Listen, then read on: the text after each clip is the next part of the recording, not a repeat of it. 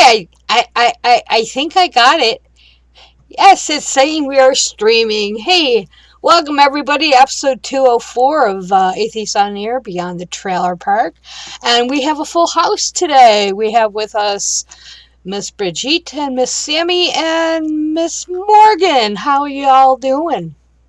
Doing well. We also sound so enthused. I couldn't stay awake all day, and I know you guys have been working your little tails off, although Sammy's been traveling. Had to go see her girlfriend.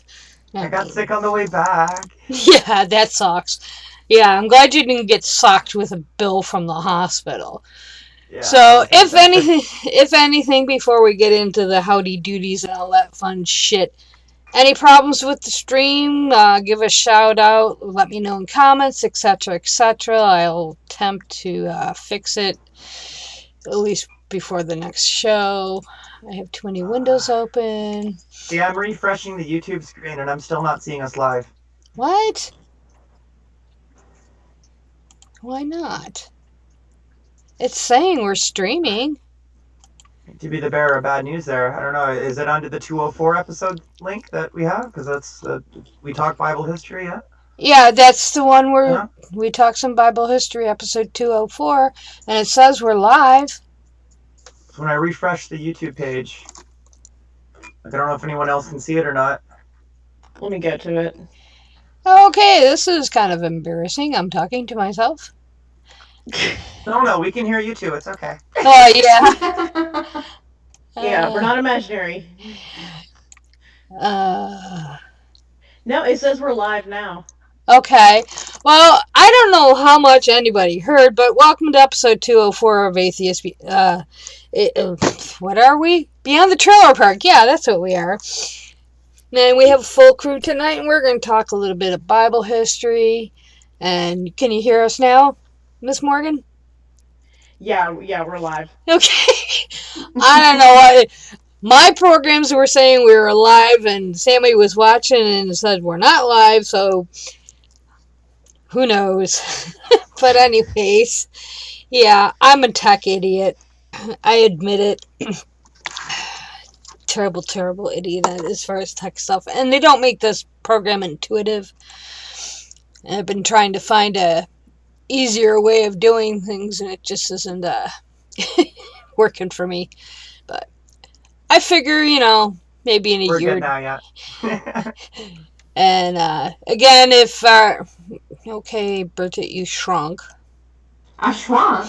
Yeah, my little thumbnail of you went down to like this little itty bitty thing, and no, okay. I don't know what it comes over broadcast, but yeah, you'd think I would know this program better by now, but I'm really an idiot.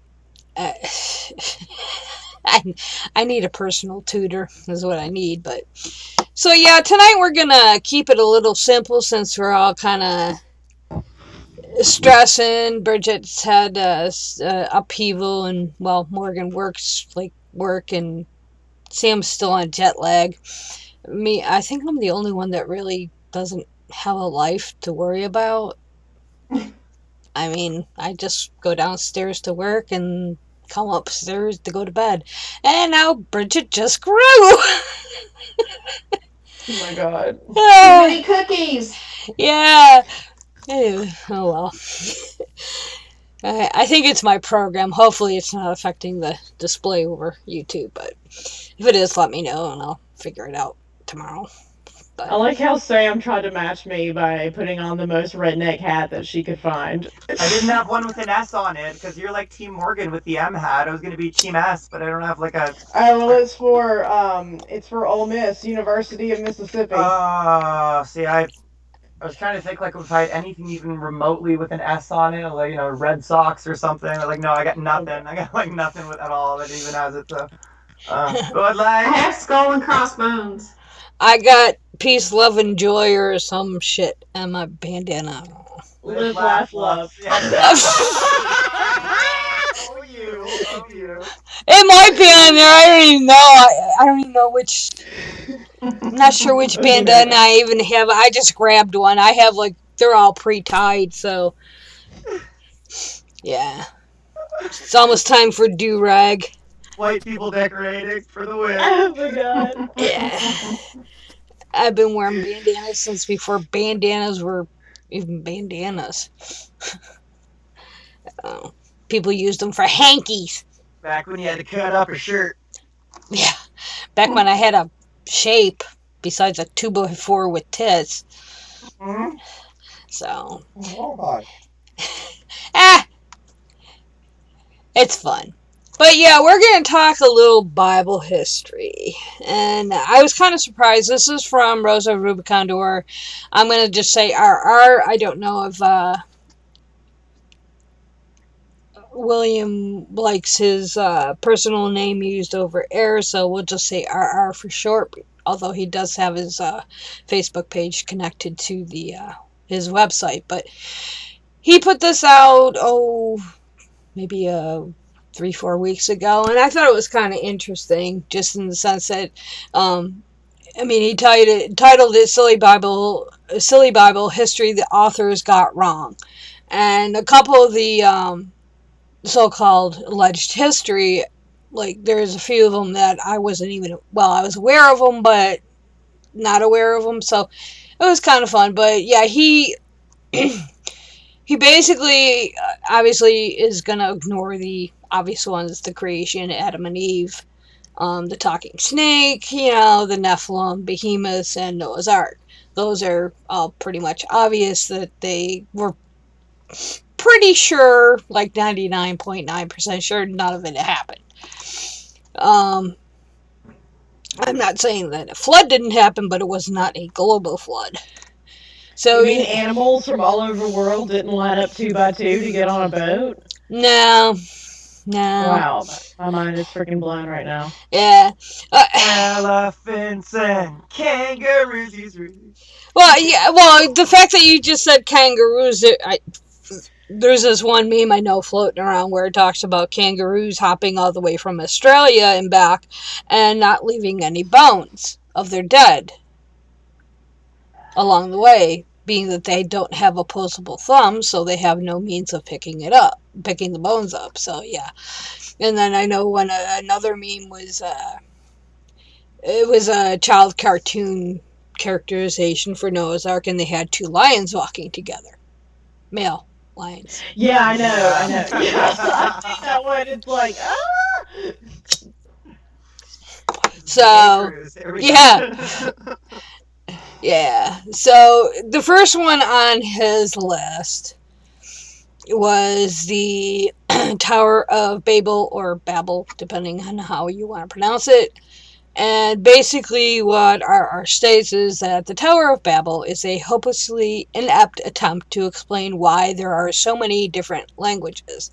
And as I was telling Bridget, I can talk today. Bridget, before we started, is that a lot of people don't realize is that the Tower of Babel, whatever, is actually an origins myth. So we have 3 origin myths that I can think of off the top of our head in the first book of the Bible. We have the 2 creation stories and Babel. So. Yeah, and I feel like this one isn't necessarily taught as much in church to an extent as, like, even as much as the creation ones. And I think because the Tower of Babel does have that origin myth aura about it, kind of like, oh, and this is why we have so many languages. And it just sounds so patently, childish and absurd that I think a lot of people do try to avoid that. Been glossed over a lot, I remember, in my reading too. Yeah, it's just like, and I feel like that's why, because it's like, it doesn't make any fucking sense. Well, and the funny thing is, I have like, even if you stretch your imagination, it's like, and God got mad and made them all speak different languages, the end, and it's just like, wait, what? Well, and he brings up a couple different points throughout the story, and the first one he hit on was the fact that the phrase Tower of Babel doesn't even appear in the Bible. And it's always referred to as the city and the tower, or just the city. Yep. And according to the Bible, the city received the name Babel from the Hebrew verb belal, which means to jumble or confuse. And if you go to Genesis 11:9, that's where you'll find that. And one of the criticisms that we hear a lot, I don't know whether I agree 100%, although I lean in this direction, is that a lot of the Bible was borrowed from earlier myths, primarily, Sumerian and Assyrian. And there is in both, in the Sumerian, a very similar myth to the Tower of Babel called Enmerkur and the Lord of Arata. Yep. And then if you go into the Assyrian myth, there is one very similar where it talks about the Tower of Babel being a gateway to heaven. And that's just it. Like in every culture, there's at least one story of people trying to get to the heavens and being punished for it. Like Icarus flying towards the sun god and melting. Like every culture, like every culture has one of these where it's, yeah, exactly. It's just they're trying to teach you, like, okay, validate our gods, but don't try to get to them. That's basically what every culture is trying to say. Like, don't try to find God. Just accept Even though it in Greek mythology, the gods lived on an easily climbable hill, and I'm like, no one checked. Yeah, and Olympus is not that tall. Yeah, it's compared to some of the mountains we have here, or Mount Everest. But yeah, it's just like Sam said. I mean, every culture has a myth very similar to the Tower of Babel. Even Indian culture does. I mean, Native American Indian, not Hindu. Hindu does have one very similar, but it's just like I can't think of any major narrative like Noah's Ark, like the Tower of Babel, the creation myth. Obviously, they're not identical, but all cultures have them to some degree or another. So it's like, that's just early Israeli or early Jewish mythology, and that's why the Bible is considered, I mean, from a technical standpoint, a book of mythology. So, I mean, it's a criticism as well as a technicality. But one of the things that R says is the first thing to notice here is in the immediately preceding chapter of Genesis, and this also goes to why you don't hear the Tower of Babel story preached in churches, is for this reason, at least I think so. There's a different attempt to explain the different languages, as the sons of various of Noah's descendants each spoke a different language in Genesis 10, different tongues. But why would they start, like, here's another thing though, why would they start, like, randomly doing that? Yeah. Well, and this is, I have a whole fuckload of notes on the Tower of Babel because it ties into the whole Nephilim Anunnaki bullshit, but it's probably on my other computer, so I can't remember the exact, but the apologetic that I hear for chapter 10 versus chapter 11, they were put into the Bible in the wrong order, or chapter 10 is a precursor. You kind of hear it with the creation story, that chapter 1 lays out the foundation and chapter 2 fills it all in. But it's like you said, why confuse the languages? It makes I mean, we don't even know what language they spoke when Adam was around. They call it the Adamic languages. Well, was that Hebrew? Was that Proto-Hebrew? Nobody knows. But yeah, Genesis chapter 10 gives one story, and Genesis chapter 11 is a whole different story. And basically, you read in chapter 10 that, the different sons of Noah, their descendants all spoke different tongues, and you go to Genesis 11:1, and the whole earth was of one language and of one speech.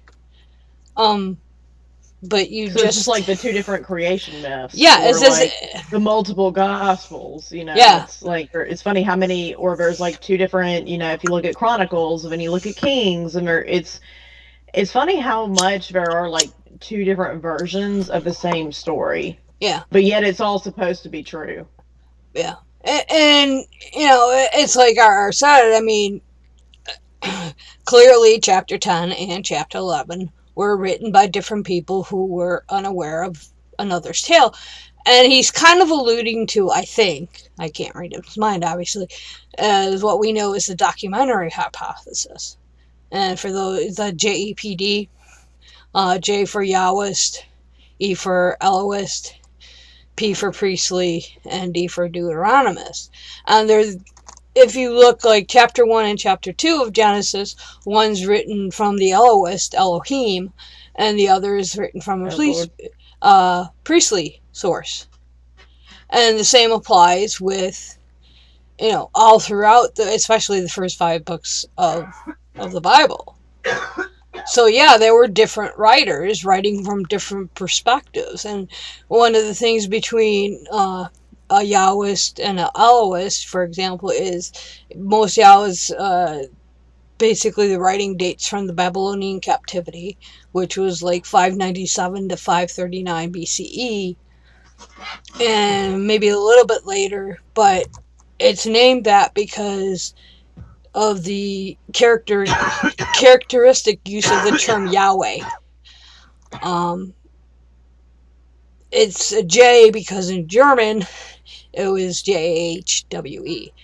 The guy who discovered, or Julius Wilhelm, who proposed this theory, was German, so that's why it's the German. And then Elohist used the name Elohim. So, yeah, there's Elohim is the Mormon thing, right? Well, no. I know where you're going with it, but yeah, they use the term Elohim a little bit differently than what's proposed in the documentary hypothesis. This is okay. Yeah, that gets into some really goofy, bizarre shit. We should do another Mormon show. You mean Mormonism leads to goofy, bizarre shit? Who would have thought? Yeah. But yeah, and like the priestly sources are usually concerned with ritual law, the origin of the shrines, and the various rituals and genealogies. And it's very repetitive, Leviticus. And then you have the Deuteronomist, which obviously is primarily 12 through 26 in the book of Deuteronomy, but it's the whole, it can be broadened to include the whole book. Technical difficulties. I can't read that, Sam. I think, did we lose Sam? Yeah. She said she's on her way back. Okay, thank you. And she shrunk. Yeah, she's on her way back. Everybody's shrinking. It's Alice in Wonderland in here. Yeah. It's wild. Yeah. But yeah, I mean, haven't taken any pills. yeah. Speak for yourself. Yeah. But yeah, so I think that's what RR is referring to is, we have the hypothesis of the documentary hypothesis. So yeah, it's like there were 2 different authors, one for chapter 10 and one for chapter 11, and it's blatantly, I mean, if you were to read Genesis 1 and 2 and look where they use the term Lord or God, they'll say Elohim, and then in chapter 2 it'll be something, it would be the priestly Yahwist. So it's really interesting to just track the different chapters that way, although it's time consuming. But some other things that he brought up that's worth contemplating, and I think why we don't see it taught as much in churches is that, consider Middle Eastern cosmology. This was set during a time when people believed that heaven was just above the sky. Yeah, and it's like, well, I mean, obviously, yeah, we have airplanes, and I mean, we freaking went to the moon, and we go to space all the time, so it's obvious that God's not in heaven, and if you are like literally up in the sky, so it wouldn't really make sense for God to punish people for building just a tall building, or else it's like, because we've built taller buildings, like the Empire State Building, like God didn't strike people down and make them start speaking even more languages. Yeah. um so there's that. And then, yeah, it sounds so much like, you were saying an origin myth, is an or an explanatory myth that's like, oh, well, this is why we speak so many different languages. And and I feel like those are more kind of seen as more mythical than truth, because it reminds you so much of these myths where it's like, oh, this is why we have seasons, or this is or Arachne in Greek mythology, this is why spiders weave webs, because she was cursed by a goddess who bragged she could weave better than Athena. So you get these kind of like more mythological sounding tales, To and I explain think that something kind they of, don't understand. yeah, and that kind of, I feel like, discredits, and if you're saying the entire Bible is factually and literally true, then this one's going to be a bit harder to explain, because it does sound so much like one of those myths that's used to explain something that you don't understand. Yeah. And then also the fact that there's two different stories here, because even as a Christian, I did not realize there were two different creation stories, and I'd even like read the Bible, but I guess it's just like it kind of runs together and you gloss over it. Um, but yeah, it's again, it's just one of those very bizarre stories, and that doesn't make any sense, even if you are willing to suspend disbelief in a supernatural. It's like, okay, well, why different languages? That's very random, and also because the building was too tall, like, you know what I mean? It's just, yeah, it's none of it makes any kind of sense in modern context. Yeah. Well, and the thing is with languages, just like with biology, there is an evolution to language, and Yes. it has been traced and it has been documented, and it's actually quite fascinating. I Oh yeah. occasionally will catch myself watching videos about especially the ancient languages that are no longer spoken, as they try to reconstruct it and how it would sound. There's a video on YouTube. I don't have the link off the top of my head, but it's the, I want to say, Arcadian language, and they've been able to reconstruct it enough that people have actually done music to it. And it's really, I mean, and the thing is, the evolution of language is pretty much identical to the to biological evolution. So you can see how it developed out of the different regions and spread, across the globe. And it's Yeah, it just, has different origins and things like that. Like you have your romantic languages that you can trace back to where they started kind of splitting off. And I mean, it's the same joke from when I took, French in college. It's like all French is bad Latin. yeah, yeah. I So, mean, yeah, you have yeah. your Germanic languages, which English is part of. Then you have your Proto-Hebrew. And they didn't even know until, what, about 20, 25 years ago, that there was even such a thing as Proto-Hebrew. It was kind of I'm going to say, a lucky find for not remembering the whole story. But yeah, I mean, it's something that has been traced from a scientific standpoint. It's not like, zap, you're all going to speak different languages. And going back to the cosmology part, you're talking about a belief system, cosmology, where everything was within easy reach of a man-made structure. So why wouldn't they build one to the heavens? They want to meet God. But I think the telling part, one of the points that R brings out is that I thought God was omniscient. Why would he have to go down to find out what was going on? So he's obviously not omniscient if he had to go down there and find out.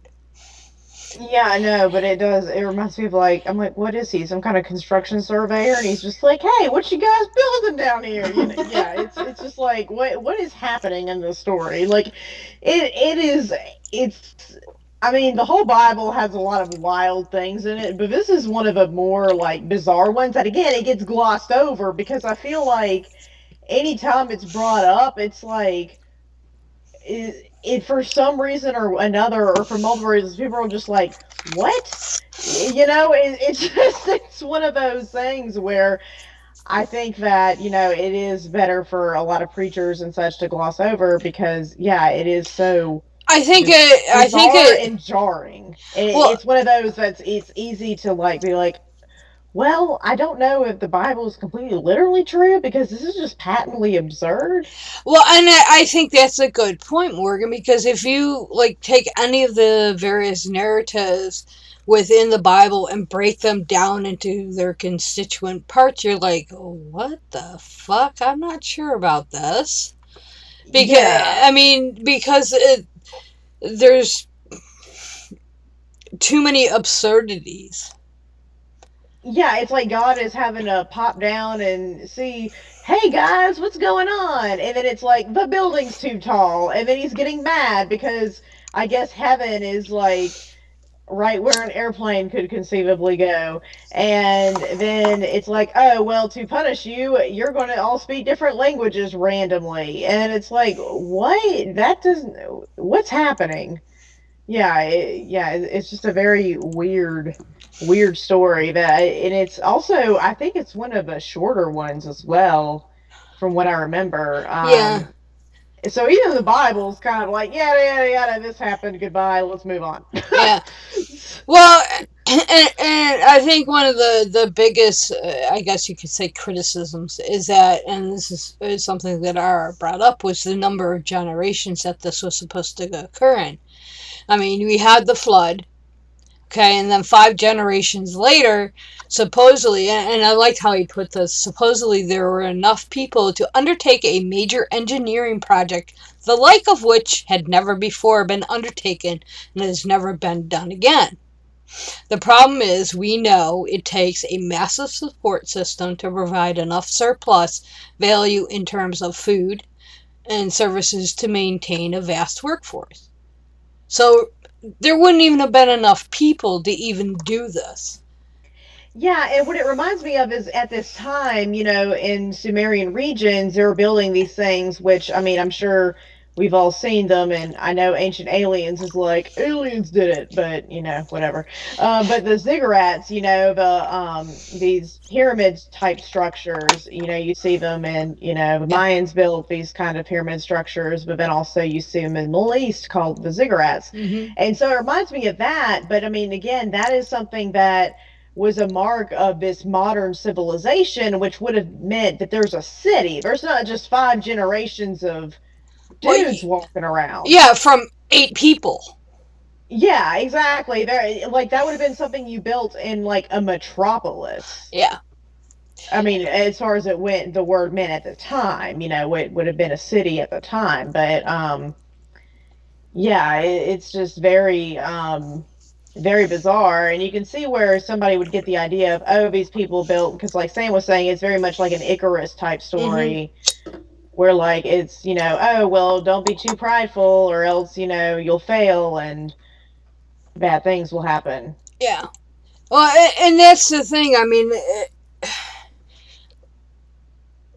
I don't know if laugh is the right word, but I find it interesting when people say, well, read your Bible, and it's like, I have read the Bible, and it makes no sense. I mean, even, toss away the science part of it. Just the fact that they want want somebody to believe that in 5 generations from 8 people, there was enough people to build the Tower of Babel. I There's just no way. I mean, any rational person could not or should not accept that. I mean, Yeah. Each one of those first kids in that generation would have had to like pumped out like 20 odd I mean, to even have enough for the start of it, even like. I mean, we know from the building of the pyramids that it was what a bare minimum 500 people. In 5 generations, they're going to have at most, even if they live to be 120, 200 years old, at most 40. It's like, no, you're not going to build the Tower of Babel with 40 people. I mean, you could, but I mean, today maybe, but not back then. All things are possible through God. Well, yeah, and that's the response I got usually. mad. Yeah, and then God got mad and. So yeah. If you believe in yourself, well, I guess that didn't work for them either. Yeah. All successes and failures are possible. Yeah, all successes and failures, yeah. But the second one he brought up, and I find this one kind of interesting because I mean, I knew about it, but I didn't know, it was not one that really stuck in my mind, but he quotes a passage, chase them unto Dan. And as I said, I find this interesting because he mentions that this is a passage that Thomas Paine in his book Age of Reason brings up. And I forgot about that. I was like, oh yeah, that's right, he does. So of course I had to go find the Thomas Paine part of that part of the book. And what R says is that this event takes place in what was supposedly a minor skirmish at the time of petty kingdoms and robber barons, in which Abraham's brother, it was Abram at the time, Lot, is taken captive. And the fateful giveaway line, according to R, is in Genesis 14:14, which says, and Abram heard that his brother was taken captive. He armed his trained servants born in his own house, 318, and pursued them unto Dan. Well, there was no place called Dan.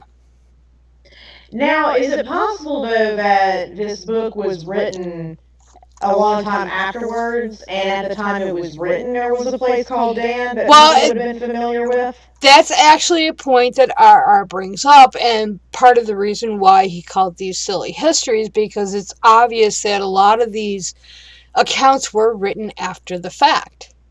Because yes, Dan did exist, but not at the time that this incident happened with Lot. The Bible even tells us that, according to R, and he cites a passage in Judges, which, and they took the things which Micah had made and the priests which he had, and came to Laish, to a people that were at quiet and secure, and they smote them with the edge of the sword and burnt the city with fire. And there was no deliverer, because it was far from Zidon, and they had no business with any man, and it was in the valley that lies by, ouch, that was my back, cat, blah blah blah. And they built a city and dwelled therein, and they called the name of the city Dan, after the name of Dan their father, who was born unto Israel. Howbeit the name of the city was Laish at first. So at the time when Lot was taken, it was called Laish, not Dan. It didn't become... and the article also says, like, this is the equivalent of someone writing a history of America and saying, this person went to New York City, but it's taking place in 1066. Mm-hmm. So it's like, well, New York... Sounds like a Mormon book right there. Yeah. Oh my god, yes. Yeah, it does. But yeah, it's just, it's obviously been written, many, many years afterwards, which, I mean, again, the further away you get from the event, the further you get from, like, it being credible, because you're not going, unless you're going by primary sources, and, who knows what the primary sources there are on this kind of thing, but Yeah, it's just again one of those just strange things. Well, he puts it this way: did the authors of Genesis 14 simply assume the city of Dan had always been there and set his tale in the area? Or did the author of, he wrote Kings, it should have been Judges, because that's where the second passage was from, just make up a tale of conquest? In any case, these two tales were obviously never intended to be read in the same book. That was deemed inerrant. I mean, there's a contradiction right there. Oh, my book doesn't Yeah. have any. Well, obviously it does, because you have one passage talking about Lot being taken to Dan. Dan didn't exist at that time. I mean, your own book tells us that Dan didn't exist at this time. I mean, a couple books later in Judges. It was I know Dan's supposed to be a city, but I'm just imagining like some guy sitting in the back of his pickup truck with like a 6-pack, just like, oh, bring Lot here whenever you get a chance. I gotta talk to him about the flat tire. Yeah, it is, because it does sound like such like a weird modern name too, and it's supposed to be some ancient place in Israel, and I'm just like, I mean, is there a city called Billy Bob? Like, what's happening? If they'd gone to Daniel, at least they could give them something. Be like, okay, I've heard that name in the Bible before. Ugh. No, we're not talking about Jesus, just Jay. We're just calling him Jay now. Yeah. Jay. Dan, you gotta take a left by Billy Bob, and then Yeah, exactly. But yeah, and one thing that our notes is that this tale, the rescue of Lot by Abraham, is just a prequel to the more bizarre tale of Sodom and Gomorrah and Lot's incest with his daughters. But we're not going to get into that tonight. We can have fun with that one. It's a very normal story, all of it. Yeah. Well, especially for people that enjoy Bob. I mean, Yeah. I mean, it's like, but yeah, I forgot that Payne used this in his book, and for those that have been listening, since the beginning, Age of Reason was both mine and Deb's, kind of introduction to atheism, or skepticism per se. But yeah, he basically how our describes it is basically what Payne says in his book, although in more archaic language. It's like, yeah, I forgot all about that. But that's the thing. There's so many of them. You can't keep track. Like we were saying before the show, even there's question marks about Nazareth. I mean, some believe that Nazareth did not exist when Christ was alive, and some say that it did, but in a different form. But the use of, Christ being from Nazareth may or may not be correct. So, then he goes on for another one. He calls it Camel Train Derailed, and I never was aware of this. I liked that one. Yeah, it was kind of interesting because, the whole spice trade, but basically, it's Camels could not be used to carry the, That's a nicer version. The other one is that the Jews put them there. Oh yeah, I've heard that one too. Oh. Yeah. It's bad. Yeah. Oh, Oh. Yeah, this is from Genesis 37:25, and the verse goes, "And they sat down to eat bread, and they lifted up their eyes and looked, and behold, a company of Ishmaelites came from Gilead with their camels bearing spicery and balm and myrrh, going to carry it down to Egypt." And as Bridget says, excuse me, archaeology shows that camels were not used as beasts of burden until well after this event supposedly occurred. I find it funny he cites Israel Finkelstein quite a bit in the article, and there's some we'll say, controversy surrounding Finkelstein and some of his findings, but the book he cites is the Bible Unearthed Archaeology's New Vision of Ancient Israel and the Origin of Sacred Texts. And I do know one of the stinks being raised is by Israelis because they feel he's taking liberties with Israeli history. And it's causing a wee bit of controversy. But yeah, he also adds to that the trade in spicery and balm and myrrh from Arabia was not established until the time of the Assyrian Empire, which was later.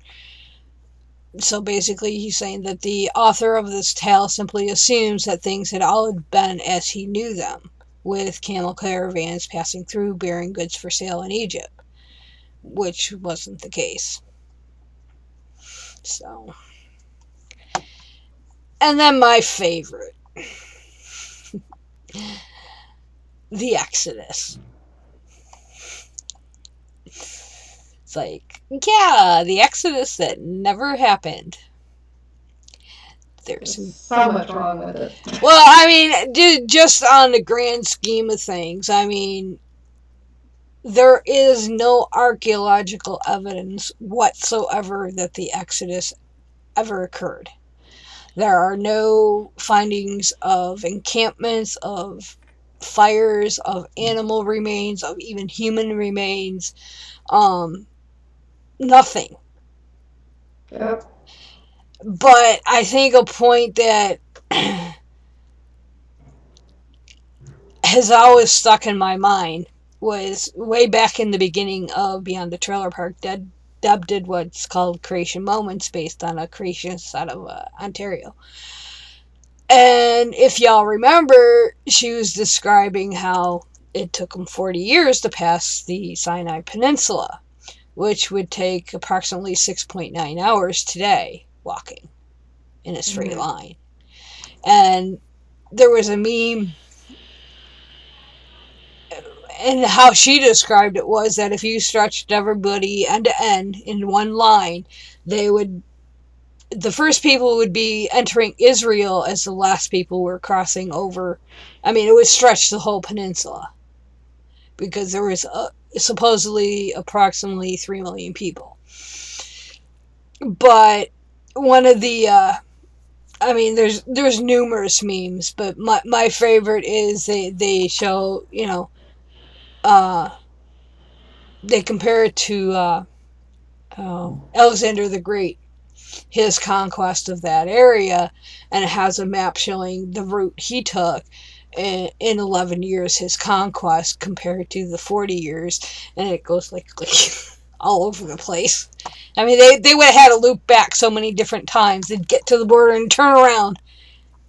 So yeah, someone wasn't very good with directions. I just find, I mean, I remember, oh God, I might have been 10, 11 when the movie Exodus came out. The movie that came out when I was a kid was Prince of Egypt, which is a cartoon. Yeah. Yeah, no, this was actually, because I actually had the theme music to the movie and for piano, and it was called The Exodus. And I remember reading about the actual Exodus. I was a believer at the time, and it never really sat well with me back then. But of course, you know, oh no, you know, Bible's inerrant and yada yada yada. Science was bad, blah blah blah. So I never really questioned it growing up, and then it's like, as I got older, I'm like, this story makes no sense. I mean, it's like just the number of people involved and the fact that there's no archaeology at all. But I mean, yeah, you're wandering around a peninsula for 40 years. I mean, God, you must have been hella lost. Yeah. No, everybody's just like spinning around in circles. Yeah, it's like what were you fucking smoking? I mean, there's no campfires, there's no bodies, there's no dead livestock, worn out. There's nothing. And then you have the whole, the parting of the Red Sea and all the other stuff that surrounds it, but even that. Driving chariots because weren't all the livestock dead? Were they zombie horses? Well, yeah, This that's another point about the horses. Is that how would you provide food for up to 3 million people in a fucking desert? How would you feed your horses? Well, I was referring more to like the Egyptians and the chariots that were chasing them across the Red Sea, supposedly. Well, and that brings in another. I've also heard that's a mistranslation, and it should be reed seed, which is much less impressive. It's like a Yeah, I've heard that too. Like, some very shallow areas there, which could easily be like walked across. Yeah, I've heard that. I've heard that as well about the reed seed. But yeah. I mean, there's so many question marks. I won't say holes, but question marks. Make up your mind what you're doing there, kitty. Are you going to steal my computer space? Or what? Well, I think wasn't this wandering around in the desert? Isn't that when they were fed manna from heaven and then they griped about it? Or yeah, there's partially, which I would have been one of the people because I literally complain about everything. So I would have been one of those people that just the earth swallowed whole or whatever. It was like you complained and it's like the earth's gonna swallow you whole. You complained, okay, you're gonna play with snakes. And I was just like, good God, like what the fuck is happening over here? But yeah, no, it's monotonous eating the same thing every day. Yeah, and it was supposed to be like a curse in a way to wander in the desert for 40 years. But even if you were like curse, I mean, again, like because it would be like a 6-hour trip. I don't understand how that takes 40 years. I just, unless you were doing some like I am a procrastinator at times, and even I could not have even found a way to procrastinate that much. I mean, I guess I would just be like, all right, I'm going to take a nap for a week. All right, now what? I guess we got to move. I get lost in elevators, Yeah, I mean, same. I can't find my way with a paper bag, but even I feel like could figure that one out. I don't know. Yeah. Well, and that goes to some of what R brings up is that in Exodus 1,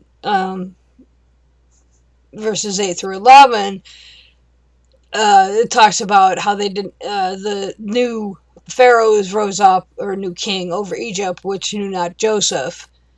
And he said unto his people, behold, the people of the children of Israel are more and mightier than we. Come, let us deal wise with them, yada, yada, yada. And they built for Pharaoh treasure cities, Pithom and Ramses. Well, the problem is that the city of Ramses was not started until after the traditional date of the Exodus.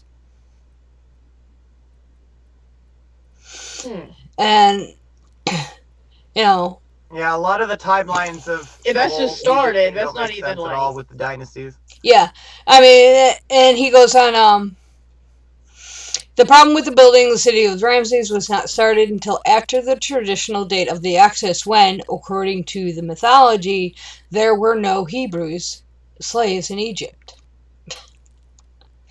There also appears to be a muddle over the purpose of these cities and even their names. And he goes into an explanation of that, which is beyond what we need for the night. But yeah, I mean, again, something that did not exist at the time. And my cat is sitting on my mouse. Literally.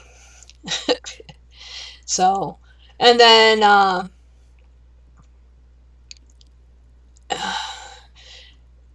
I found this one kind of interesting because I didn't know about it, but he goes, the worst blunder, however, is the notion that the Israelites would have escaped from Egypt by crossing the Red Sea into Sinai.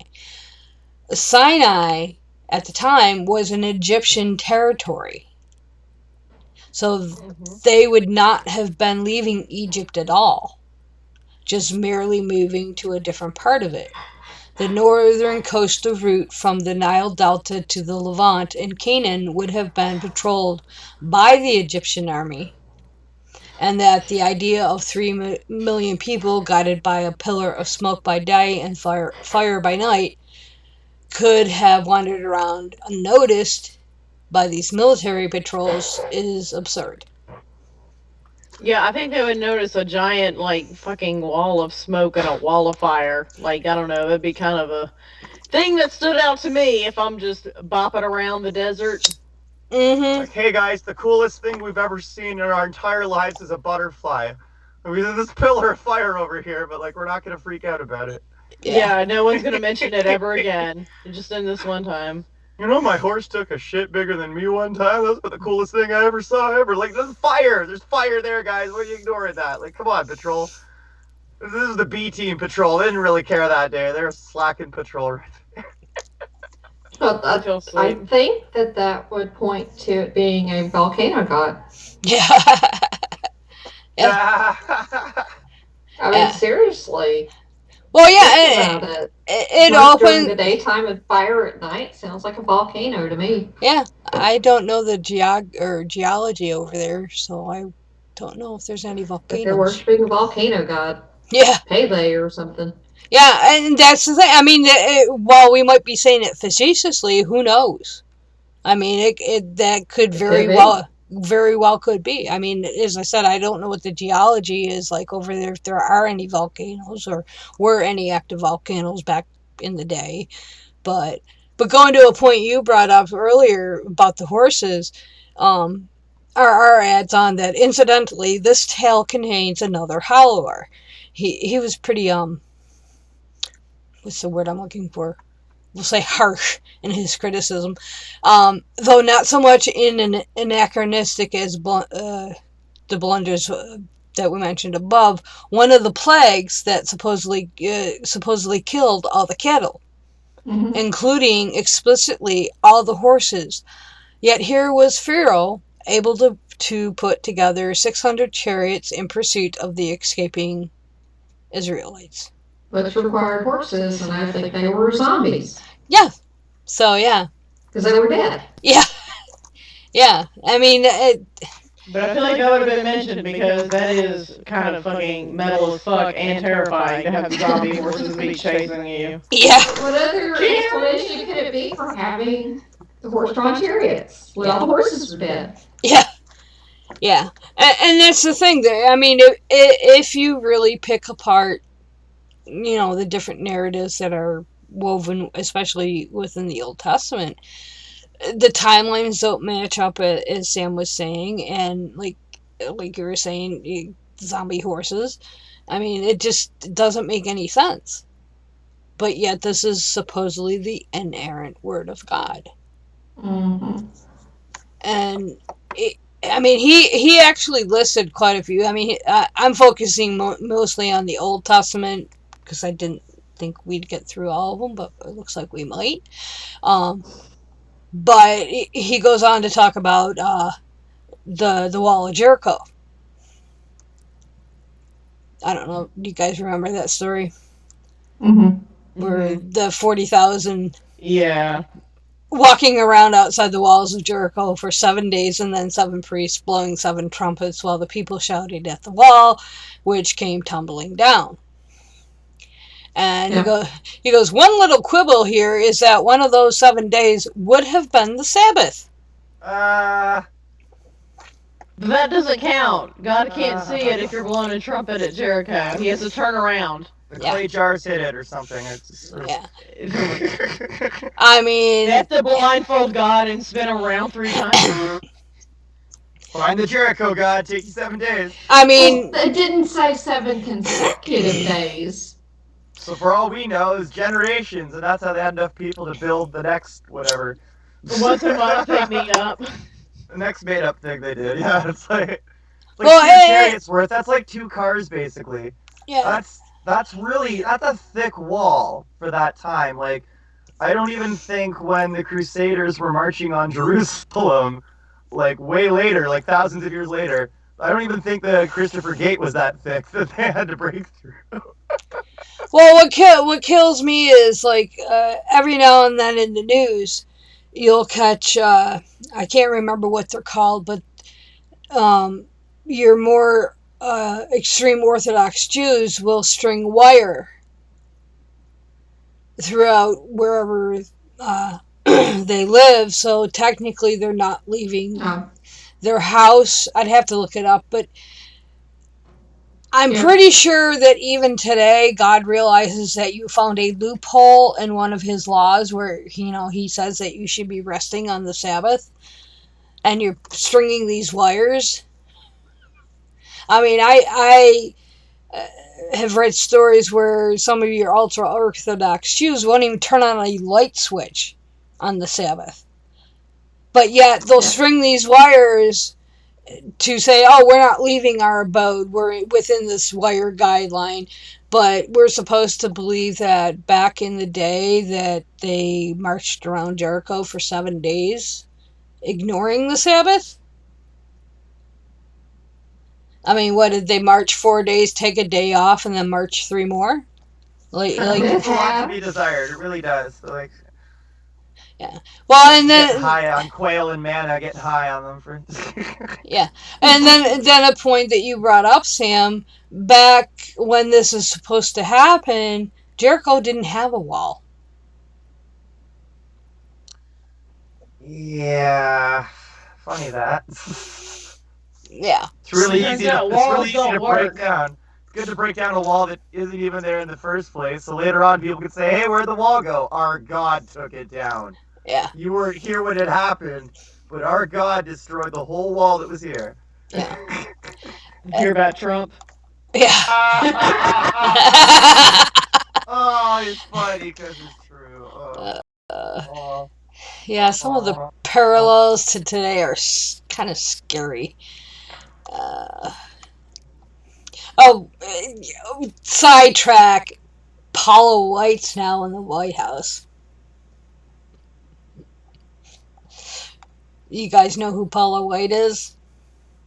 Oh yeah. I saw a video about her. I've been seeing a bunch of stuff about her recently, but I saw a video that was circulating around recently, and then basically saying how she thought the White House was sacred ground. Oh yeah, and anywhere she walks is sacred. And somebody said this picture looks like it's about to recruit me into a pyramid scheme and also try and get me to do a threesome. Yeah.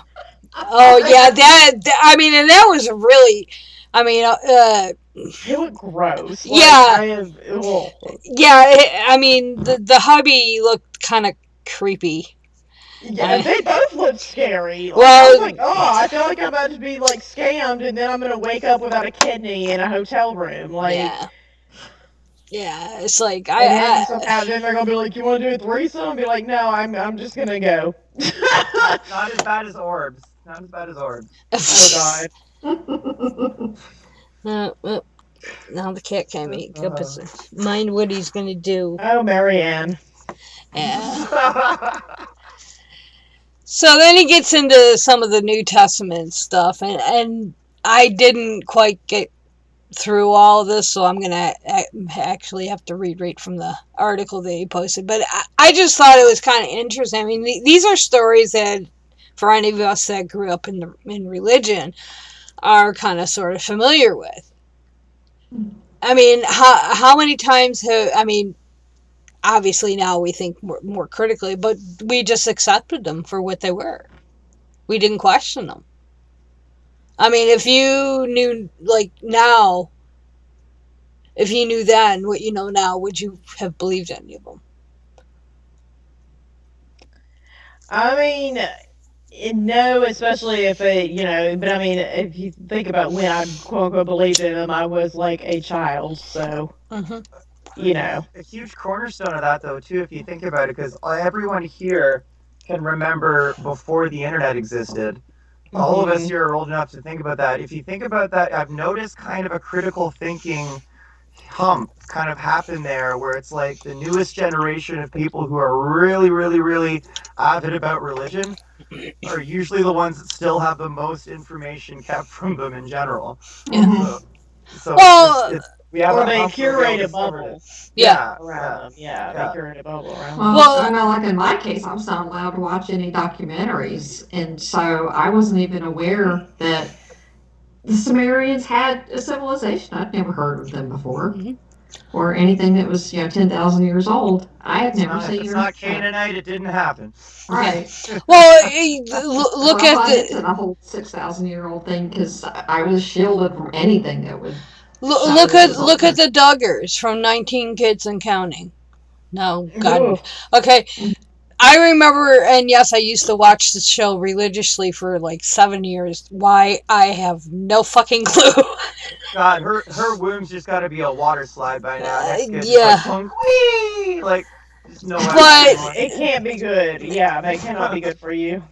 I mean, I remember episodes where they talked about, oh, we don't let the kids watch TV, or if we do, they only can watch XYZ. They can't watch anything like this.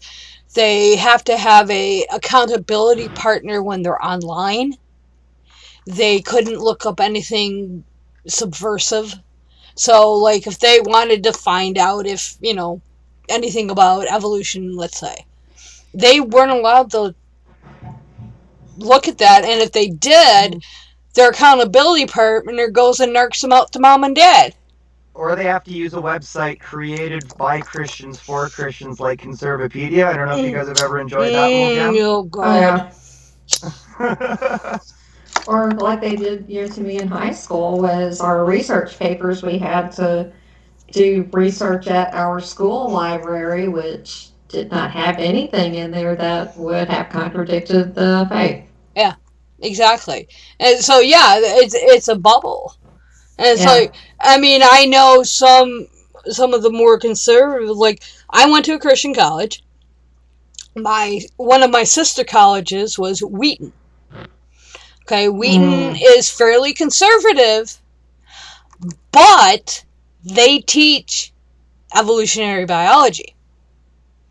So does the school. In fact, my school was actually known for its pre-med program. Wow. But yet, their statement of faith, kind of like AIG, was creationism. And I know one of the criticisms that Wheaton faces even today, and so does my, the college I went to, was that how can you, they're not considered Christian by some of your more fundamentalist nut jobs. I mean, They've strayed from the faith. yes, that's the perfect way to put it, Sam. It's Gosh, I remember that because I remember my being raised by my crazy Pentecostal mother, where it's like if they're any other even slight variation of Christian, they're going to hell. Don't even try. yeah. I mean, Oh, Yeah. and at least, I mean, my college, especially now, they're much more liberal. Like, when I went to school, we couldn't even play cards. Okay, we couldn't. yeah. It wasn't until my junior year, sophomore or junior year, I can't remember which one. I think it was sophomore. We couldn't even bring our own stereos. At youth group, I remember little youth gatherings every Friday. Let's go to youth group and be Christian teenagers for Jesus and stuff. They would like we had a camping trip one time. I don't know how nobody got laid on that trip because I was just hormones up the wazoo. But some kid brought a deck of cards and we were just playing Go Fish, and one of the adults freaked. It's like, do you not know the origins of these cards? That's the devil. That's this. That's a demon Belial on this card. Like, what are you talking I about? thought it was about gambling. Well, that too. I thought. Like, I thought it was about gambling, but I'm like, I don't even understand how you could turn Go Fish into a gambling game. But We couldn't play there's some anything. people who could. It wasn't until my junior year we could only play Uno.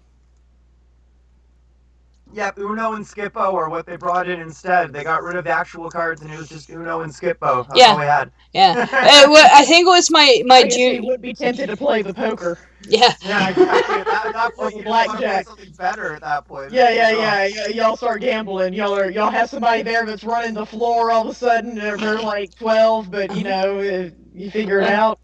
playing strip Skippo. All right. Yeah, there you go. Fuck. Yeah, I Oh, know. It's God. like I could find a way to gamble with Uno. yeah. Trust me. I was raised Baptist. I can get creative on my own.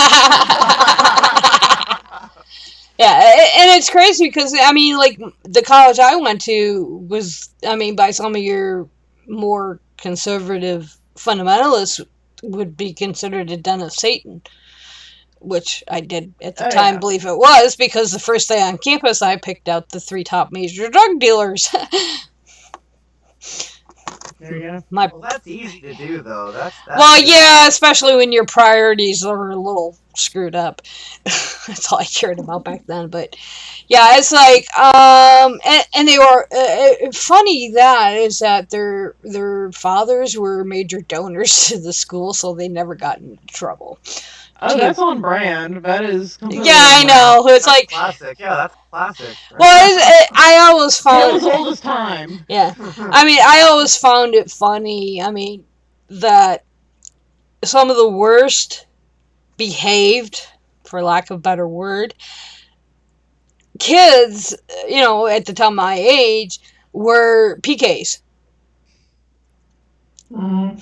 It's like, okay, I was as close to a PK as one could be without being a PK. My parents at the time, really up until probably even 10 years ago, 15 years ago. I mean, my dad used to be president of the church. Mom was president, secretary, treasurer, yada, yada. I mean, the whole 9 yards, head of the missionary group. And so I was basically as close to a PK as one could be without being a PK. But talk about the snottiest little brats. It's like, they were the worst behaved kids I ever knew. And a lot of the kids that went to the college I went to were missionary kids or PKs. And I was like, oh my Yep. God, you guys are Yep. assholes. Yeah, like I don't ever want to be like you. the coolest people I ever met were the ones who came from really real situations like me, like messed up parents or just messed up home situations, and they had to grow up really freaking quickly because they had no choice. Like those are the ones you wanted to make Yeah. friends with. Yeah. As soon as a kid came to church in a tie, you were like, "Fuck you, tie kid! I'm not talking to you." Yeah. You Well, got your shit together. and You can tie a tie. I'm not talking to you. I mean that's the thing. I mean, you bring up a good point. Is that I think those of us that came from real life were much better rounded than those that live in that conservative bubble. I mean, you look at the kids that go to Patrick Henry College, and they're like, I mean, their whole goal is to get into government and to change our laws to a theocracy, and that's what we're fighting now. I mean, we're seeing the fruits of that literal labor. I mean, these kids want to go into government and change our laws, and I think it's, even though I wouldn't say I was perfectly heavy into it, but I didn't question anything growing up. I mean, I had questions and I just kind of fluffed them off because I didn't know any better. Yeah, But my I parent, questioned stuff, but again, it was like I couldn't really get answers where I was at, if it made sense. So it was like I would just question, and they'd be like, "Oh, Morgan, classic Morgan." yeah, and my parents weren't like super super duper fundamentalist, but they were pretty evangelical. Um, but they never, and it's funny, as my parents got older, I think they kind of became more aware. I don't know if I had anything to do with it because I was such a freaking black sheep, Yeah. but I know parents, like the Duggars. I know I have friends who have parents like the Duggars. I mean, they can't safely either come out as gay or come out as trans or come out as atheist for fear of losing their entire family. I mean, Bridget, you've been through that yourself. I mean, and well, you have too, anyways, Morgan. And it's like, I have as well. yeah, and you too, Sam. I mean, it's like, Yeah. so I never really faced that. I did in a way, but not to the extreme you guys did. And in some ways, I count myself lucky. Very, Yeah. very I lucky. got pretty much disowned. Yeah. I mean, my dad and I mean, my mom's gone. She's been gone almost 7 years now. But, I mean, we just never talked about it. I mean, if my parents didn't figure out after 40 years that I was gay, I wasn't about to tell them. I never actually officially came out to my parents or anything. We just never talked about it. And it's like, Yeah. Gosh, there's parenting 101 right there. Just don't talk about it and it'll go away, or we'll just forget. well, but part No, of I was outed, and then it was brought up, and then it was never talked about again. yeah. Well, I think my one cousin may have outed me to my parents, but they never brought it up. And Yeah. I think part of that is because I personally believe two of my cousins are gay, but they're older than I am. So it was something that was never talked about in my family. I mean, ever. The subject, I mean, literally never came up. And I think it was just, I don't know if you want to call it head in the sand syndrome. I just, that's my cousin. Well, one I of had a cousin who was out when he was like, I don't know, 11 or 12. It was very obvious that he was gay. And pretty much everybody in the whole family shunned him, Yeah, except see. for my grandmother and I. Yeah. I mean, none of So- that ever happened. Like, there was no shunning, with either of my cousins. It just was literally never, ever brought up, which I find kind of odd, but I Well, my think mom brought it up all the time, but that was just to bash him.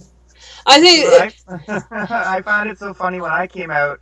The only thing my older brother was worried about, he didn't care that I was coming out as a woman. He was worried because he didn't see me as a woman. He still saw me as like a man cross-dressing or whatever you want to call it. He was like, "Oh, have you held hands with a man or done?" He was like so worried that like, oh my god, it's like the same thing with masturbating. Oh my god, you scratched your crotch, you're going to hell now. He was so worried that like the one, oh my god, if you stepped over that line. well, speaking of masturbating, there was an article I only caught. What? That would have way to lead us in. I'm sorry. That's a great intro right there, Beth. I love you. Well, no, there was an article. I didn't read the article, and I only caught the headline, and I want to say it was Dave Dobmeyer, Coach Dave.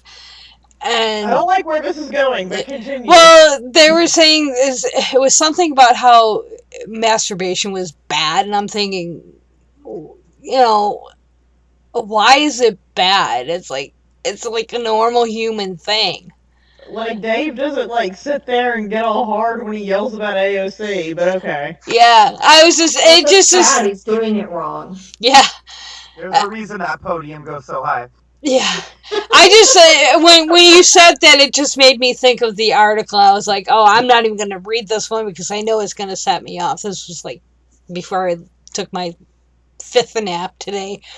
But yeah, now that we're totally off topic, but the article he then goes into some of the New Testament snafus. Like the first one he brings up is Christ's birth, and he goes, the first problem we encounter is in the eagerness to fit Jesus retrospectively into Jewish prophecy. 2 different writers come up with 2 different accounts of the birth, both of which can't be true. And I know this is one of the criticisms that, a lot of people bring up. And he goes, the first account is by the writer of Matthew, who sets his tale in Judea in the days of Herod the king. Matthew 2:1. This gives us reference of a sword because Herod the king of Judea died in 4 BCE. So we know that our author was writing, knowingly or otherwise, about an event before 4 BCE. The reason for this is, as it transpires, is because he needs to place Jesus in Egypt to make it look like he was a fulfillment of an obscure prophecy in Hosea. Quote, when Israel was a child, then I loved him and called my son out of Egypt. Hosea 11:1. But then he goes, the second account is from Luke. And he sets the birth of Jesus when I have no idea how to pronounce that one. Quirinus was governor of Syria. Luke 2:1. This writer needs to place the birth of Jesus in Bethlehem. So he harks back to probably some dimly remembered census, but adds the absurd notion that people had to go back to the town or village of their ancestors some 1,000 years earlier. Who could possibly... Never a tradition, ever. Yeah, so, I mean, you know, before we even get off the ground in the New Testament, we already have a problem. You know... So it's like, what if, for example, I know we're going baby Jesus for a moment, but like, let's age him for just a second there. At any point in history, if a serial rapist like Barabbas was freed so that, somebody else could get punished, more than one person would have written about that. I'm just going to say, like, more than one person would have written about it. This would have been the news everywhere. Mm-hmm. Fake news! Like, it would have been huge everywhere, but nobody wrote about Well, it's like a point that Bart Ehrman brings up quite frequently. And I love Ehrman. I mean, and you see it in memes all the time. There is not one contemporary historian that was alive during Christ's time that wrote about him. Ever. No Roman historian, no Jewish historian, nada. I mean, they were busy covering other shit that was actually happening then. Yeah, I mean, all the alleged, some of them are quite questionable, and I'm not talking Josephus, alleged references to Christian or Christus or any of the various names are like 40 years plus after Christ was allegedly crucified. And most of them, when you track back which writings they're based on, the oldest writings ever that are in the Bible is everything we have Paul, basically, all the Paul stuff. Yeah, not even Jesus anymore at that point. Well, Pauline doctrine was actually written before the Gospels. Oh, of course it was, absolutely. I mean, and the only way it makes sense. Yeah, I mean, and the thing is, he he never met the dude, so he's not running from first person. I mean, other than his ministry, and it's like if you compare their doctrines, they contradict on some of the most basic, and then you have the whole notion of the forgeries. I mean, I think there's only 5 of his letters that can actually be attributed to Paul. I might be wrong on that number, like 7, but of the 13, if I have my numbers right, only 5 of them are actually believed to be actually written by Paul. One of the very first episodes of Callie Wright's show that I ever listened to, Atheist Manifesto, way back, easily, literally 3rd or 4th episode, very early on. They do a whole thing on Paul. I would highly encourage y'all to listen to it. I'll have to look that one up. It's great. Basically, I ranted about it on another episode there. Just how Paul and Silas are always rocking around and how Paul's very anti-marriage. There's a lot of evidence pointing towards that Paul probably was gay. Mm-hmm. Yes, I have heard. In fact, there was an article maybe 3 years ago that came out that actually posits that and has scriptural evidence,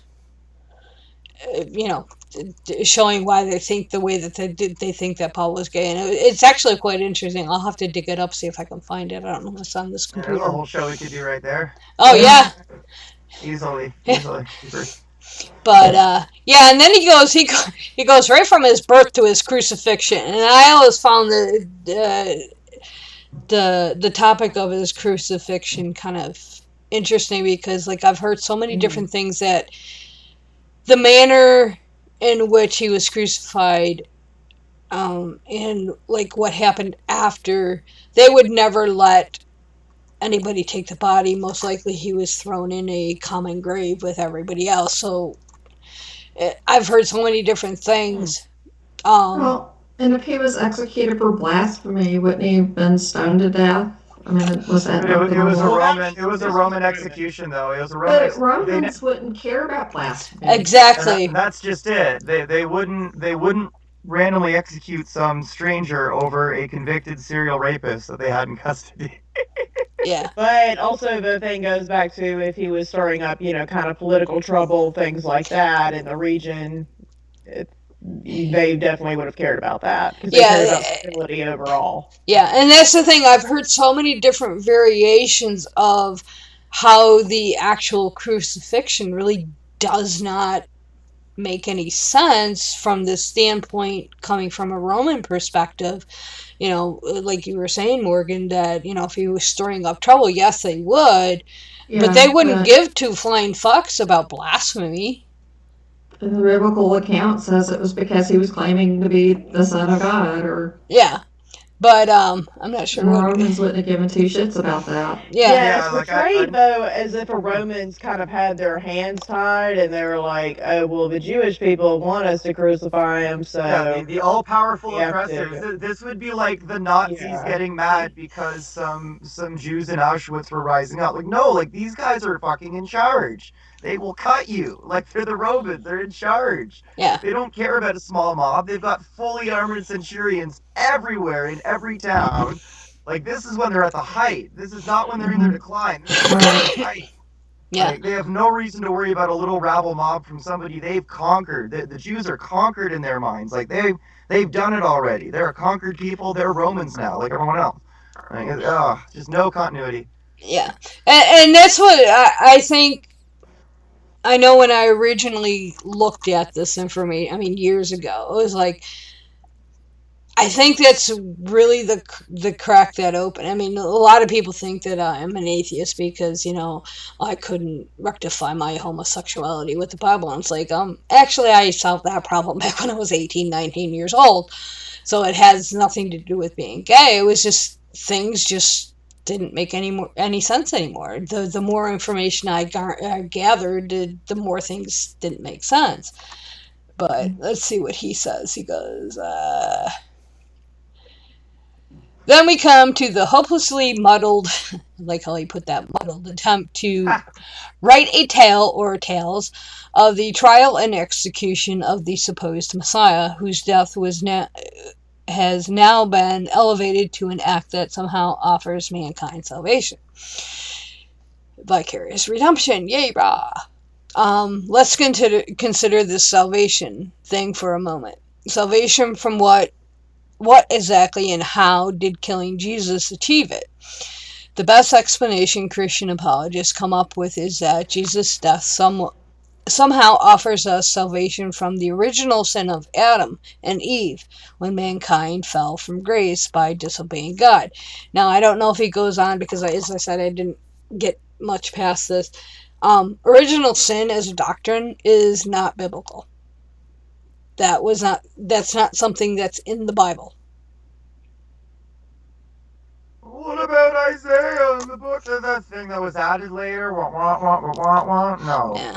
But, get out of there, Isaiah. Yeah.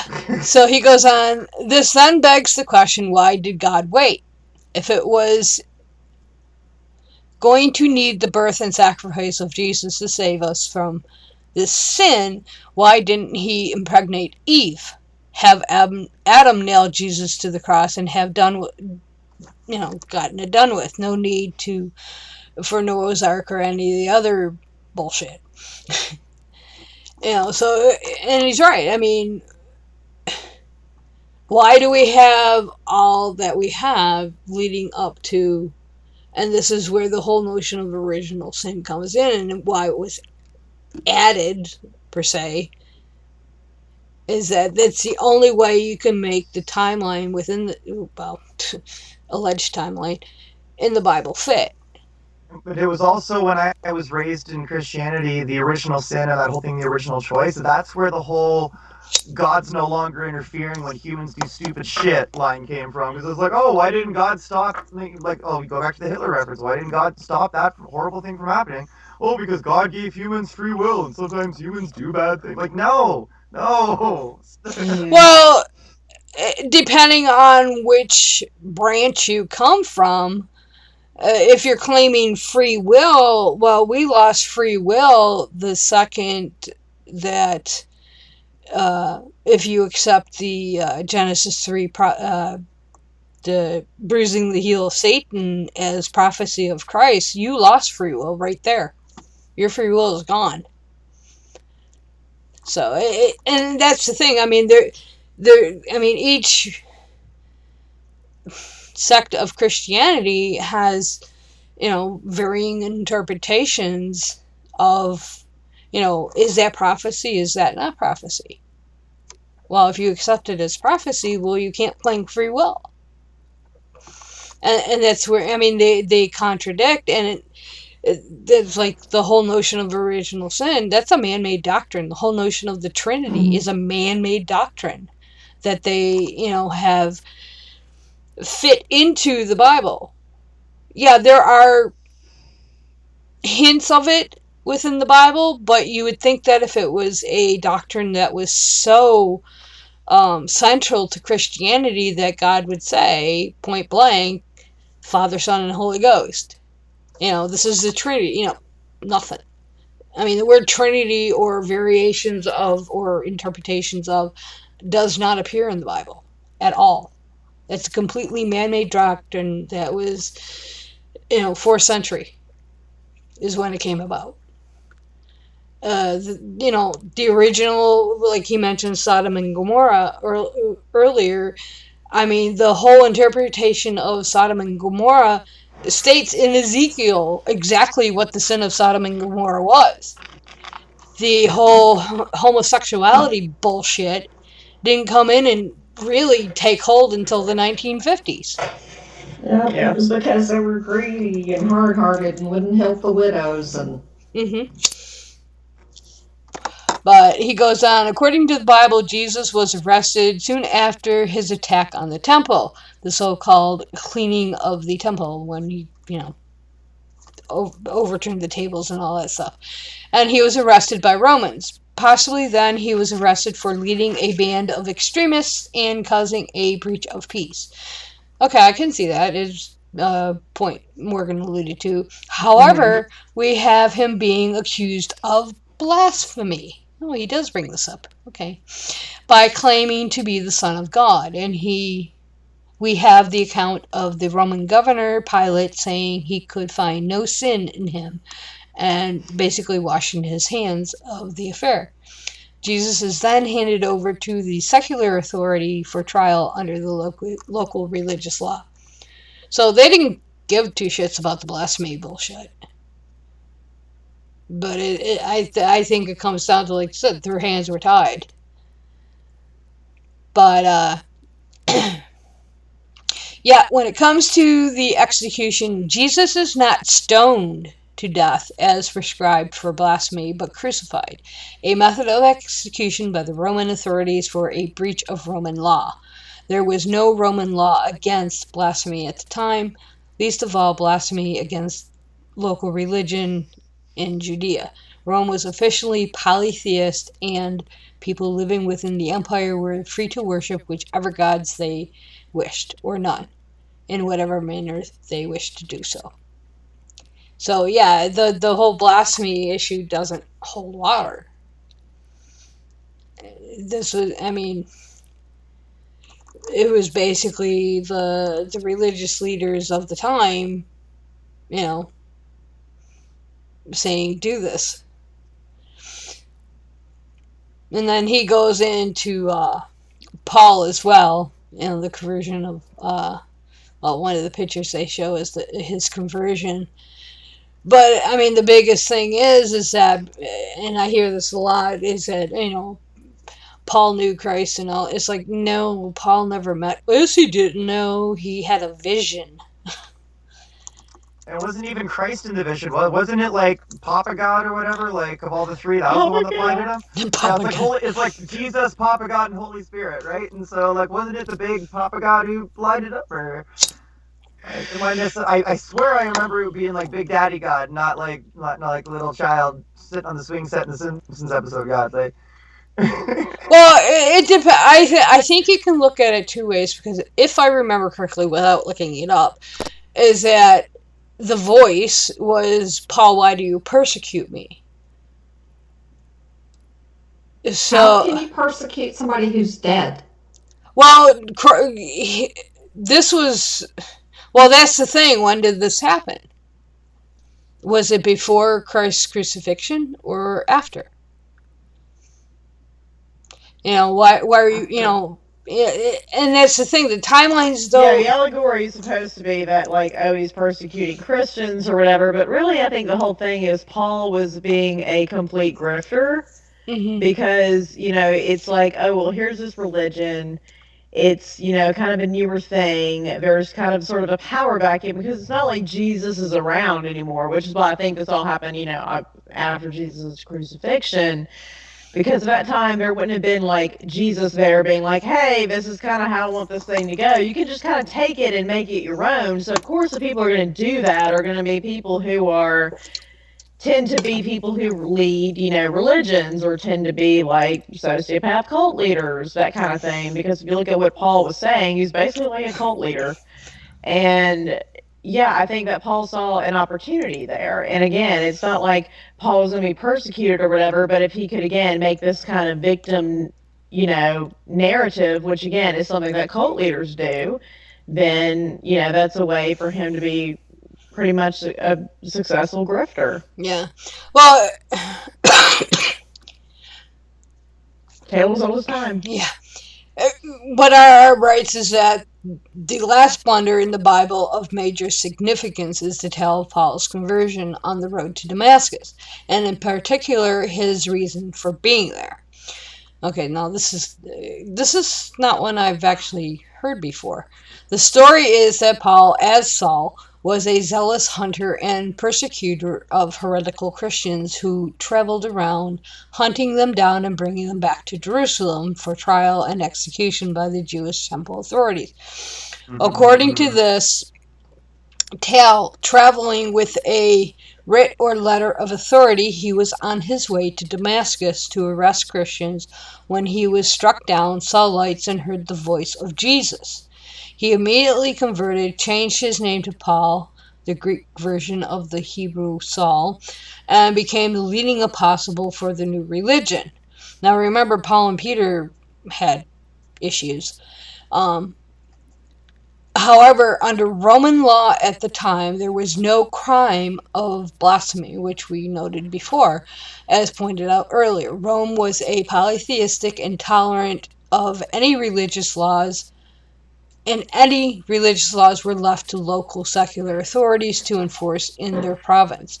This is the same problem we had with Christ's supposed trial.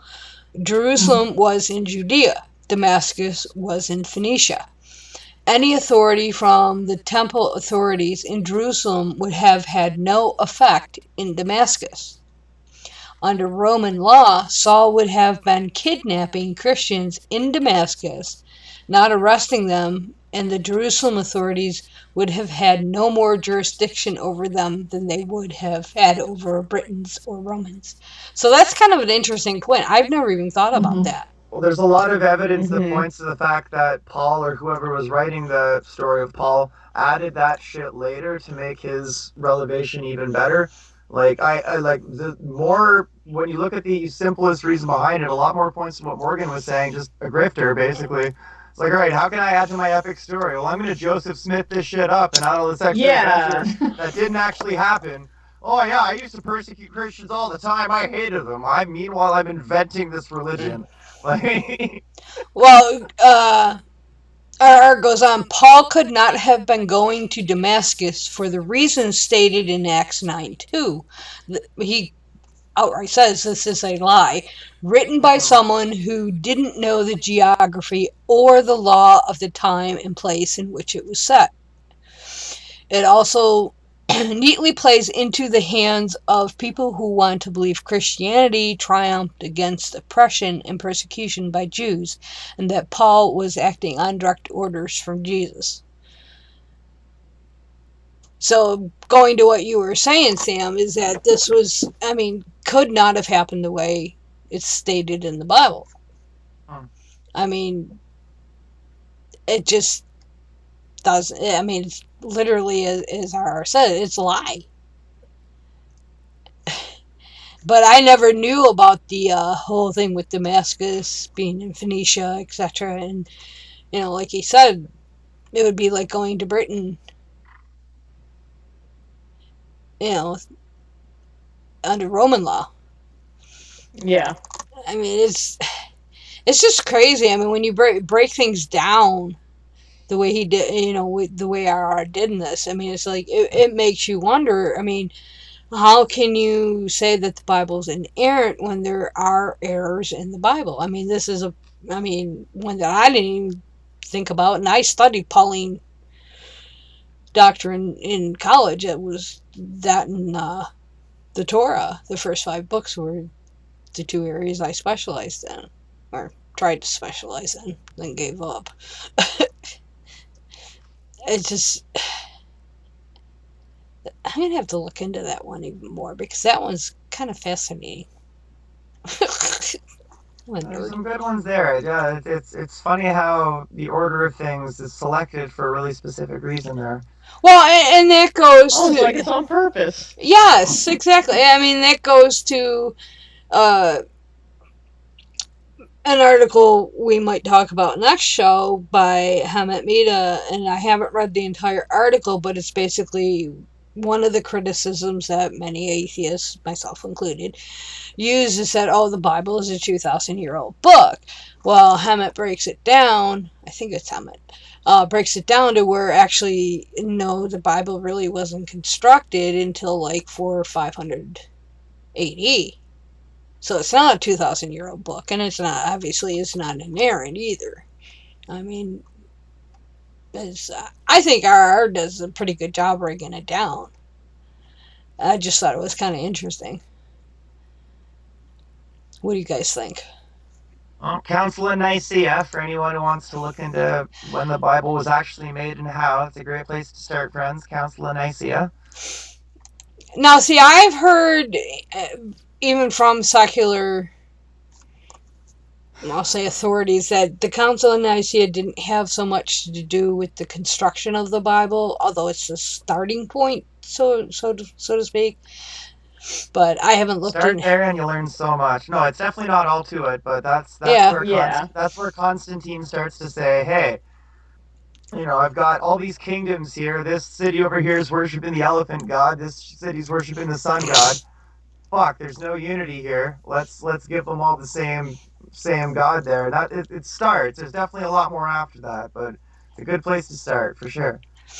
Yeah, and that's the thing. You can, I go in spurts, especially now, where stuff like that will intrigue me to the point that I'll research it to death, to the degree of, as a layperson I can, and then I'll lose interest in it. Not so much lose interest, but I kind of overdo it and burn myself out, and then it's like I come back to it like 2 years later, and so it's like, yeah, I started with the Council of Nicaea stuff, and then I kind of dropped it, and then went off on a totally different path. So, but anything else to add, my dears? I think we pretty much nailed it, but yeah, no, it goes to show that it's not, like people say, it's a perfect book with no errors, but Yeah. here we are. Well, I think for me, it's like, as much as I don't want to bring, I look at how some, not all, some Christians are reacting to the whole Trump mess, as far as especially now the impeachment process. And it's just it's crazy. It's just like you got a woman walking around saying everywhere I walk is hollowed ground. And it's like no. And it's like you believe in a book that obviously is not inerrant, and then then cherry picks on top of it, and it's like it's really beginning, as especially now in some cases, affecting how things go. I mean, we've had laws, LGBTQ, protection laws that are being reversed solely based on religious objection. Mm-hmm. I mean, we have abortion laws that are, being challenged solely on a religious objection, on a book that is obviously flawed. And I find that problematic.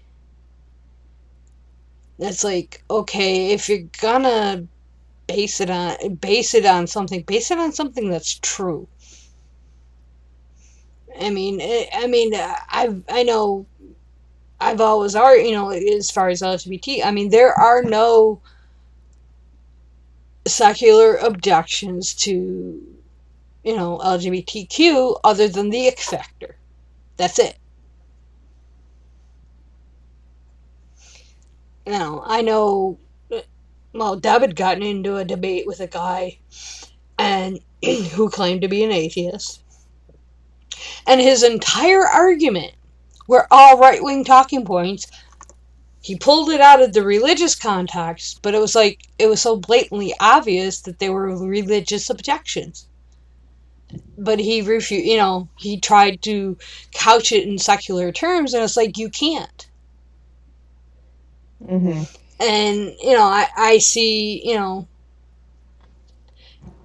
primarily with the LGBT issue and the abortion issue, it's like, there are no secular, you can't pull it out of the context it's in and apply religious objections to it, especially from a flawed book, whether it's 2,000 years old or not. I mean, am I crazy to think that?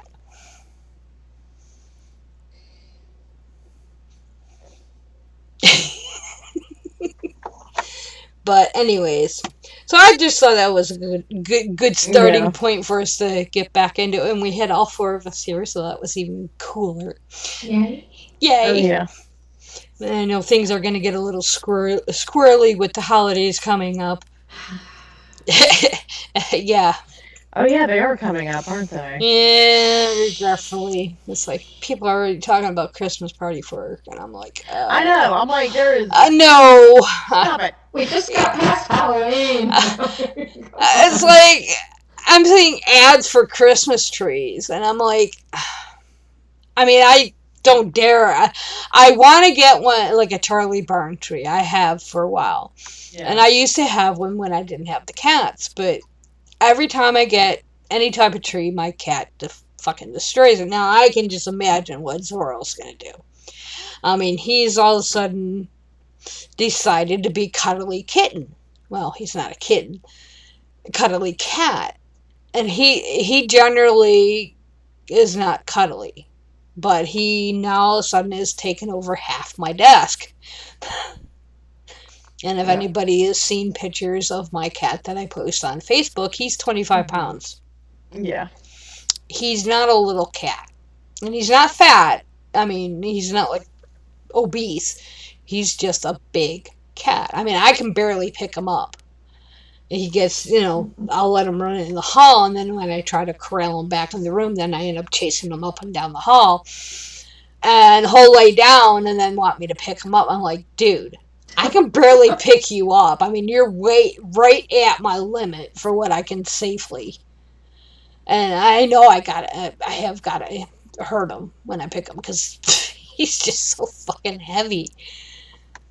But all of a sudden he decided he wants to perch on my desk. Mhm. So, like, I have a half a desk to work on. And he usually sleeps on my mouth. I have one of those. Yes. So, yeah, it's like... So, yeah, I can just imagine what would happen, even with a Charlie Brown tree. Because I had a potted plant, and he destroyed that within hours. He had it completely dug up. So I'm trying to think maybe I'll hang it from the ceiling, but then I can see him trying to jump, trying to get into it to swing from it, because he's figured out how to get up on the top shelf of my closet. I have a box of clothes that I probably should just get rid of them because I don't wear them, but... And he curls up in there because it's like some of my old sweatshirts and stuff, and it's like, how the hell are you getting up there? So I was watching, and he climbs my clothes that are hanging up. I'm like, yeah, I can just see you doing that and then jumping in the tree that I hang from the ceiling. But, so, we're about 20 after, so we'll wrap it up a little early. Where can we find you, Miss Bridget? You can find me on Facebook, Bridget Fitch, or at my blog, bridgetfitch2112.wordpress.com. Or you can see me on Saturday nights on Holy Crap the Blogcast at 11:05 Central, that's 11:05 p.m. Central, 12:05 a.m. Eastern. I think it's GMT -4 now with the time change, something like that. So yeah, come see us on Saturday nights. Excellent. And Miss Sam, can we find you anywhere yet? And don't forget to plug your nerdy stuff. If you I want. was just gonna say, if you just want something a bit more relaxed, I'm logged into it on YouTube here. I've been commenting in the chat there, but if you enjoy anime or video games or things a little bit more nerdy and relaxed, you look me up under Zaku Girl. I'll put that in the chat there. And not too much beyond that for the moment there, just keeping it a bit relaxed in my own time there. Well, I don't blame you. As you were saying, you're still getting over your jet lag from seeing your girl. So, and Miss Morgan, where can we find you? You can find me on Twitter at Mostring, that's Mostring, and you can also find me on Instagram under that same handle, Mostring, Mostring. Excellent. And easiest way to find me is on Twitter, Dune998, and I haven't really been blogging much because Poop Lady wore me out. Yeah. Although one of her minions, who is blatantly infatuated, posted a video that I think I might do a response to. It's why no lab in the world would test her shit, literally. Because, it would prove her right. It's like, no, they won't test it because you don't have the money to get it tested. But I haven't listened to the video yet. But it's an older one from in April. But, yeah, I've been posting about her, and I posted some more atrocities from the church. And I have a few more to post later, so. And you can find my blog at Havoc and Chaos, and that's on Blogger. And then you can find me at Beth A. Handbridge on Facebook. And we will be back in 2 weeks. And tentatively, we will probably do the Hemet Meta article. I think it was Hemet. If not, we might... Sam had a good idea, but it might take us a couple weeks to get the research done to it. Because I'd like the idea about women in science that we seem to ignore. So I really like that idea. So we might tackle that in the next couple weeks. So with that, I will bid you all adieu. And I hope you all have a good night.